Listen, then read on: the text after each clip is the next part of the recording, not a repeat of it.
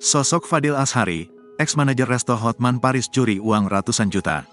Pengacara kondang Hotman Paris tengah tertimpa musibah setelah restoran ramen miliknya, Hotman, yang berada di Tajur, Bogor, Jawa Barat, kemalingan. Lewat Instagramnya, Minggu, tanggal 31 Maret tahun 2024, Hotman mengumumkan bahwa mantan manajer Hotman Tajur, Fadil Azhari, telah mencuri uang ratusan juta hasil penjualan resto. Hotman pun meminta pada pihak kepolisian Bogor Kota untuk menangkap Fadil. Lantas, siapakah sosok Fadil Azhari? Mantan istri Fadil, Novi, membeberkan tabiat mantan manajer Hotman Tajur itu.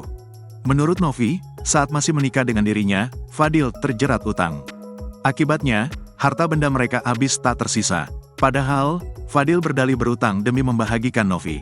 Meski demikian, Novi menyebut perkataan Fadil itu tak sesuai kenyataan.